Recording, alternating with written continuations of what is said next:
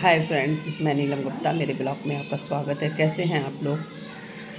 और माता रानी करे आप लोग हमेशा कुशल मंगल से रहें।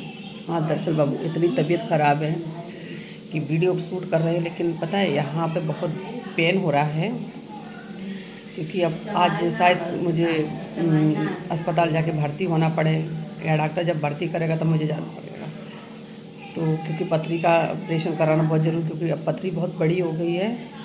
डॉक्टर का भी कहना है कि अगर लापरवाही करेंगे तो ये पथरी कैंसर का रूप ले लेगा, तो इसलिए जाना बहुत ज़रूरी। रात भर आज सोए नहीं। देखिए मेरी आँखें एकदम सूजी सूजी सी लग रही हैं। बहुत ज़्यादा पेन हो रहा था रात में, दर्द एकदम मतलब बर्दाश्त के बाहर हो रहा था। तो गुनगुन गुनगुन थोड़ी चाय पी रहे हैं, और खाली पेट की दवाई खा लिए हैं। थोड़ी सी चाय पी रहे थे। हम कह लाइए कम से कम अभी घर पे तो एक अपने फ्रेंडों के लिए, भाई जो मेरा वीडियो इंतज़ार करते हैं कि नीलम जी अपना नीलम जी का वीडियो जो इंतज़ार करते हैं उनके लिए बनाना बहुत ज़रूरी है। अब मैं पता है सोच रही हूँ 2-4 वीडियो शूट करके। कुकर की सीटी लग रही है खाना बन रहा है तो कुकर की सीटी लग रही है। तो वही सोच रहे थे कि 2-4 वीडियो शूट करके रख देते हैं अपनी कहानी के बारे में। धीरे धीरे आप ये बस भगवान से दुआ करिए कि जल्दी से जल्दी हम स्वस्थ होकर आप लोगों के सामने फिर से आएँ, और फिर अपनी कहानी अपनी ज़ुबानी से आप लोगों को सबको सुनाएं। और आशा करते हैं कि आप लोग को उनको मेरी कहानी बहुत पसंद आती होगी, क्योंकि ये कहानी नहीं है, ये मेरी आप बीती है। तो आगे वीडियो बढ़ाने से पहले जो लोग मेरे चैनल को सब्सक्राइब नहीं किए तो प्लीज़ कर लीजिए, और लाइक कमेंट आप जितना देंगे उतना ही मुझे सुकून मिलता है। सच में एक हिम्मत मिलती, ताकत मिलती लड़ने के लिए, जीवन जीने के लिए भी एक हिम्मत मिलती है कि देखिए कि कुछ लोग मुझसे जुड़े हुए हैं जो मुझे बहुत पसंद करते हैं, लाइक करते हैं, और उन लोगों की आशा मैं कैसे तोड़ूं।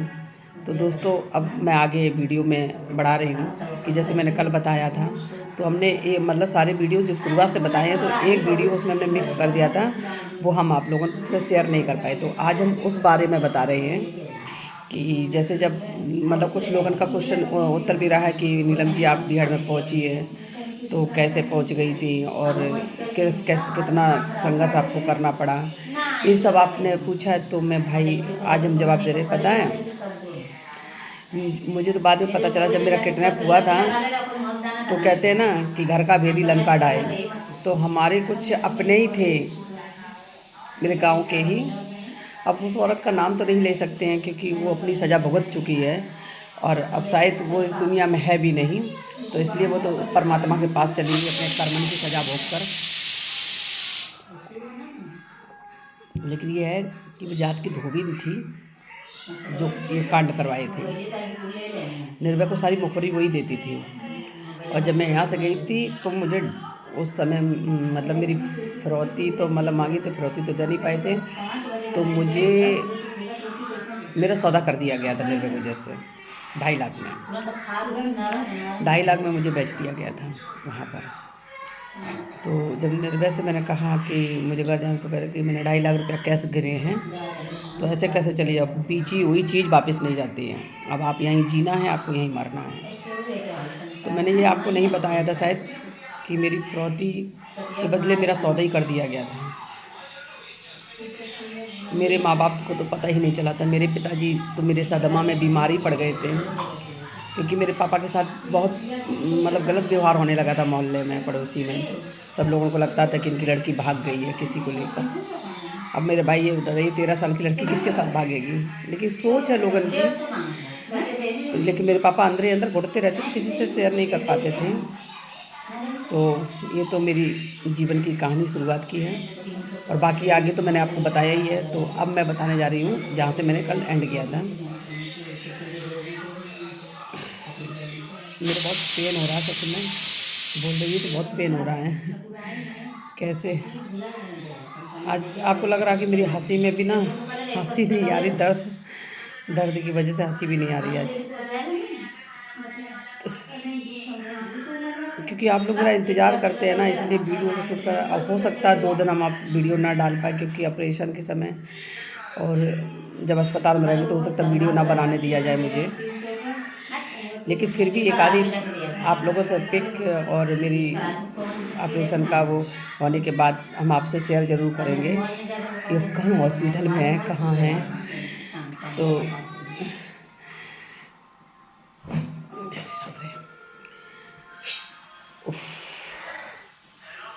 कहते सांस बहुत ज़्यादा देर ले ना तो दर्द सा एकदम होने लगता है। और अभी मैं जा रही हूँ आजमगढ़ हॉस्पिटल, कोई विद्या हॉस्पिटल करके है, वहीं पथरी का मतलब ऑपरेशन होगा मेरा।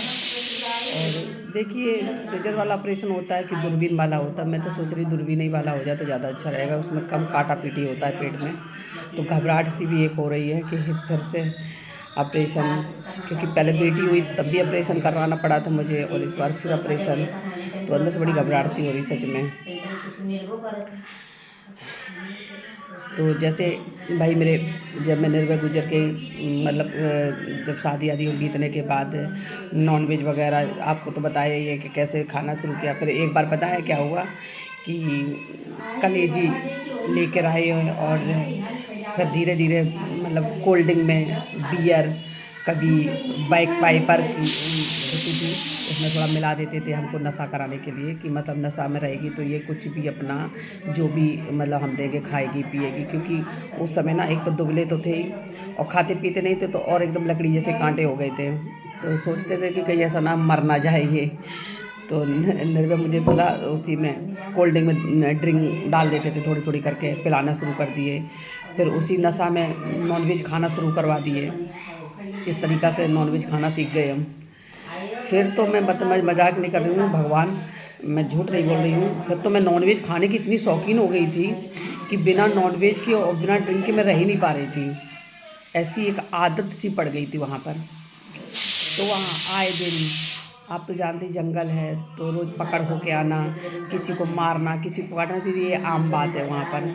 तो ये सब देखना ना बहुत हिम्मत की बात होती। तो बिना मतलब पिए आदमी, बिना खाए हुए आदमी रह ही नहीं सकता। और पता है जो आदमी खाएगा वो ही 24-24 घंटा पैदल चल भी सकता है। क्योंकि लोग सोचते होंगे कि बदमाश हैं तो वो लोग मतलब घोड़े पे चलते होंगे, गाड़ी से चलते होंगे। तो मेरे भाई जंगल में गाड़ी और घोड़ा नहीं चलते हैं। वो जंगल ऐसा होता है कि मतलब पैदल चलना ही मुश्किल होता, तो घोड़ा और गाड़ी कहाँ से आएगी, समझे।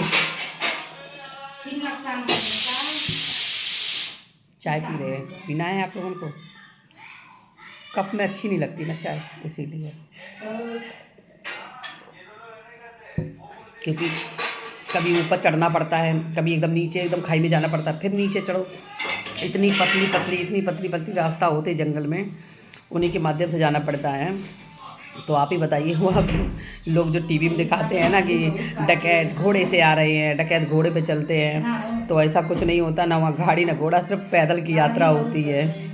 तो जैसे चलते रहते थे तो एक आदत सी पड़ जाती थी। तो वो नशा में ना कितना चल जाते थे पता ही नहीं चलता था कि नशा में आदमी रात में सो रहा कि जाग रहा है पता ही नहीं। इसीलिए ना निर्भय ना सबको थोड़ा हमको सरला को सबको एक ही लाइन पे लगाए रहते थे, है ना।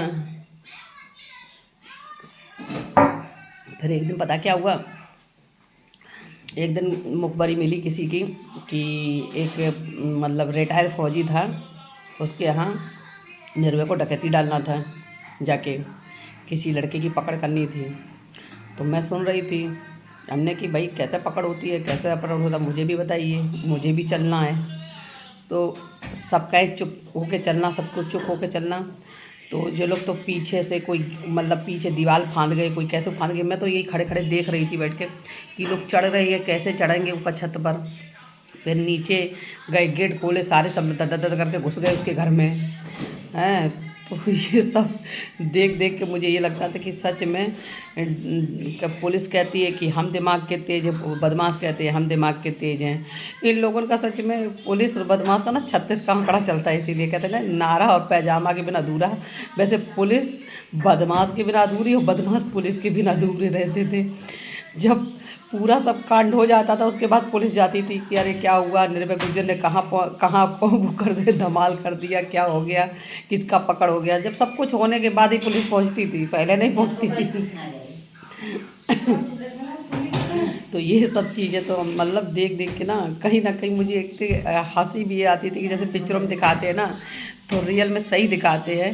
क्योंकि पुलिस जाती है जब सब कांड हो जाता उसके बाद फिर उस लड़के का मतलब उसके लड़के का जिसका अपहरण करना था तो वो मिला नहीं, तो उसका बाप मिला, तो साले बाप को भी उठा लाए, उठा के ले गए। अब डेढ़ बजे हम वहाँ बैठे खड़े देख रहे थे, हमने कि यार अब बताइए इतने बुजुर्ग आदमी को काहे लेके आए हो।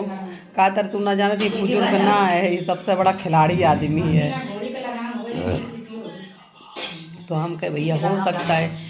फिर जैसे कुछ लोग कहने लगते थे कि बताइए मैडम बताइए मालकिन जी ऐसी बात वैसी, हमने कि मेरी तो यार चलती नहीं, हम तो खुद ही दूसरे के आधीन जी रहे हैं, अगर हम कुछ बोलेंगे तो ये सबसे पहले गोली हमें ही घर पे मारेगा। तो इसलिए हमें तो कुछ कहना ही नहीं है, जो करना है करे भैया, हम कहाँ इन लोगों के पीछे कर सकते हैं। लेकिन ये है कि जब हम ज़्यादा से ज़्यादा पता है आप लोगों से इन लोगों से कम मतलब मेल जोल रखते थे, हम सबसे ज़्यादा मेल जोल रखते थे पकड़न से, जो अपहरण होके आते थे। उनके दुख दर्द बांटने में मुझे बड़ा सुकून मिलता था, क्योंकि उनके दुख ना मुझे अपने जैसे लगते थे। मुझे हमेशा कुछ ना कुछ आभास कराते रहते थे कि ये लोग भी हमारी तरह ही बेचारे अपने परिवार अपने बच्चे सबसे दूर हैं, और इनका दर्द भी ना मुझसे देखा नहीं जाता था।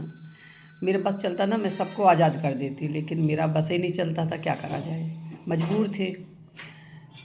तो ऐसे तो जीवन मेरा धीरे धीरे ऐसे महीना 2 महीना बीता, और अभी और आगे बताएंगे कि इससे ज़्यादा कैसे कैसे बीते हैं। तो वीडियो ये वाला यही क्लिप ख़त्म करते हैं, और अगले वीडियो के लिए आप लोग बने रहिए, जुड़े रहिए। अगले वीडियो में मैं और अच्छी कहानी बताएंगे कि बीएड में और क्या क्या होता था, और बीएड में खाना कैसे बनाया जाता था, ये सब की जानकारी हम आपको ज़रूर शेयर करेंगे। तो प्लीज़ वीडियो ज़्यादा से ज़्यादा शेयर कीजिए। Okay bye.